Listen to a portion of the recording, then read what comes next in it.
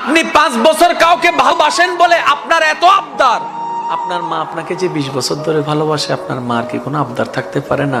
আপনার বাবার কি কোনো স্বপ্ন থাকতে পারে না? এমন অনেক মাও তো আছে নিজের বিয়ের শাড়িটা যত্ন করে রেখে দিয়েছে।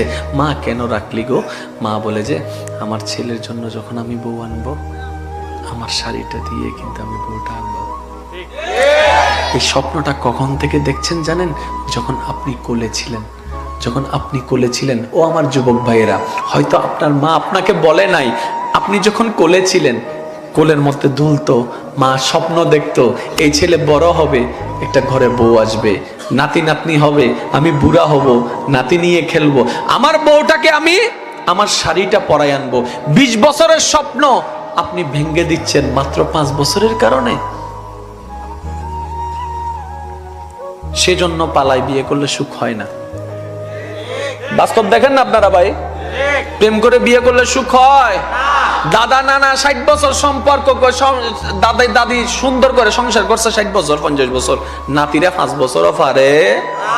কারণ রহমতকে খুশি না করলে কখনো শান্তি আসবে না। ইমানদার ভাই একটু গভীর মনোযোগ। আল্লাহ আপনাকে আমাকে জাহান্নামে দেওয়ার জন্য বানায় নাই। ও মুসলমান ভাই, আপনি খেয়ালও করেন নাই কষ্টের জায়গা আল্লাহ বানাইছে, শান্তির জায়গা আল্লাহ বানিয়েছে। কিরে আল্লাহ, তুমি একটা কেন বেশি বানাইলা শান্তির জায়গা?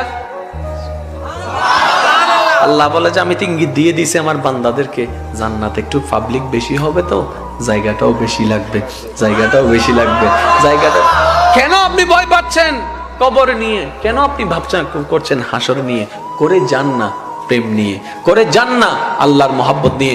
শুনলে অবাক হয়ে যাবেন, মুসা নবীর একজন উম্মতকে 1000 অপরাধ করার পরও আমার আল্লাহ জাহান্নামী থেকে জান্নাতি ঘোষণা করে দিবেন হাসরের ময়দান।